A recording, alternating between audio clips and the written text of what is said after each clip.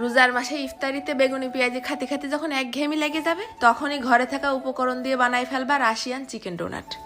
এত মজা, শুধু ইফতারিতে না, সন্ধ্যের নাস্তায় বাচ্চাকে টিফিনেও হবে সেই একটা হিট রেসিপি। টুকুস করে একটা শেয়ার মেরে রাখো, নাই কিন্তু পরে খুঁজে পাবা না। ফার্স্টে আগে নিয়ে নিছি সম্পূর্ণ হাড় ছাড়া 200 গ্রামের মতন মুরগির গোশ আর সাইডে ছোট্ট ছোট্ট আলু। এই রেসিপি বানানো একদম সহজ। দিয়ে দিলাম প্রেসার কুকারের মধ্যে, ঢালে দিছি ঘপ ঘপ করে বেশ অনেকটা আজ জগের মতন পানি। ওই পানির মধ্যে 1 চা চামচের মতন ফেলাই দিছি আবার গোলমরিচের গুঁড়ো, আর কিচ্ছু না, একদম ঠাস ঠাস করে বাসি দিয়ে সিদ্ধ করে নিয়ে আসবো। এইবার নিছি ঘরে থাকা নর্মাল শক্ত সিমাই, হাত দিয়েই ভাঙে চুরে একদম চুরমার করে ফেলতে হবে, যত ছোট করা যায়। দেখেছো কিরাম গুঁড়ো গুঁড়ো হয়ে গেছে। ওদিকে সেই আলু আর গোশটাও ফাইন সিদ্ধ হয়ে গেছে। গোশ আর আলুটা সব পানি থেকে তুলে নিচ্ছি, এই পানিটা কিন্তু ফেলবো না, এই পানি দিয়েই পরবর্তীতে কাজে লাগাবো, এই জন্য ইচ্ছা করে পানি বেশি দিছি।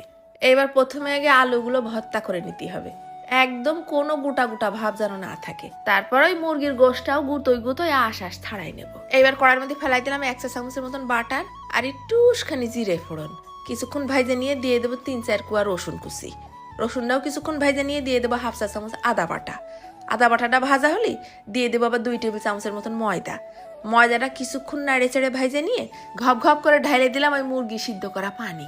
সাথে সাথে কিন্তু নাড়তে হবে না, যেন ময়দাটা আবার দলা পাকায় না যায়। ফেলাই দিলাম বেশ কিছু কাঁচা ঝাল কুচি, 1 মুঠ খানিক পাতাকপি কুচি আর 1 মুঠ খানিক গাজর কুচি, একদম ঝুরি ঝুরি করে কুচোই নিছি। সেইটাই দিলাম আবার বেশ খানিকটা নুন আর একটুখানি হলদির গুঁড়ো। দিয়ে দিলাম আবার 1/2 চা চামচের মতন গরম মশলার গুঁড়ো। সব নাড়ে চাড়ে মিশিয়ে নিয়ে মনে হয়েছিল ঝালটা মনে হয় কম হবে না, তাই ফেলাই দিলাম আবার আরো 1/2 চা চামচ ক্রাশ করা শুকনো ঝাল। এবার ফেলাই দিচ্ছি ওই সিদ্ধ করা আলু আর মুরগি। সব সুন্দর করে নাড়ে চেড়ে মিশিয়ে নিতে হবে, যেন সব কোনায় কোনায় মশলাটা ঢুকে যায়। মিশ্রণটা হবে ঠিক আঠালো আঠালো মতন। শেষের দিকে ফেলাই দিলাম আরো খানিকটা ধনেপাতা কুচি। চুলোর আঁচটা একদম কমাই দিয়ে ধীম আছে নাড়তে নাড়তে চেহারা দেখিছো কিরকম হয়ে গেছে। এইবার নামাই রেখে দেবো কিছুক্ষণ ঠান্ডা হোক। এইবার 1 কাপ আটা বা ময়দার মধ্যে ওই যে মুরগি সিদ্ধ করা পানি সেটা দিয়ে সুন্দর করে গুলাই গুলাই কোটিং এর জন্য একটা গুলা বানাই নেব, এটাও লাগবে না পরে। যেই মুরগিটা ঠান্ডা হয়ে গেছে তখন হাতের মধ্যে তেল মাখাই নিয়ে গোল গোল করে আগে হাতের উপরে নিয়ে চ্যাপটা চ্যাপটা করে মাঝখানে আবার একটুখানি ফুটো করে দেবো, মানে একটু চাকা চাকা ভাব হবে আর কি। তবে তোমরা ইচ্ছা মতন শেপ দিয়ে বানাতে পারো। সব যখন বানানো শেষ তখন একটা করে চিকেন ডোনাট তুলে নিয়ে এসে ময়দার মধ্যে আচ্ছা মতন চুবই নিয়ে সিমাইয়ের উপর ছাড়ি দিতে হবে। এরপর সিমাইটা সুন্দর করে চারিপাশে লাগাই নেব। ঠিক এই পর্যায়ে বানায় তোমরা ডিপ ফ্রিজের মধ্যে রেখে দিতে পারবা প্রায় 2 সপ্তাহের মতন।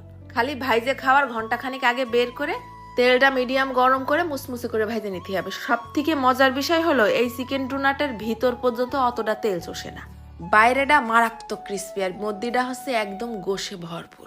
গোশের মধ্যে সিদ্ধ আলু দেওয়ার কারণে একদম মোলায়েম হয়ে দাঁতের তলে বেটে যাচ্ছে। পোলা ফান্ডে এরম করে ভাইজে দিবা, টিফিন বক্স আর কোনোদিন খালি আসবে না। ভয়ের কোনো কারণ নেই, ভাজারও প্রায় অনেকক্ষণ পরে 4-5 ঘন্টা ধরে মুসমুসে থাকে। সসের মধ্যে সুবই সুবই খাতি তো আরো স্বাদ।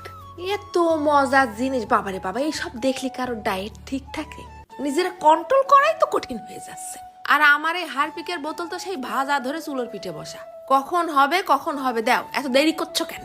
এরম জিনিস পালেই বড় মানুষ তাই ঠিক থাকতে পারতেছে না, বাচ্চা গাছটা কি করে ঠিক থাকবে? তো একবার বানায় খাইয়েই দেখে নে কিরাম মজা। রোজা আসার আগে একবার বানায় খেয়ে দেখো। চলে গেলাম, ধন্যবাদ।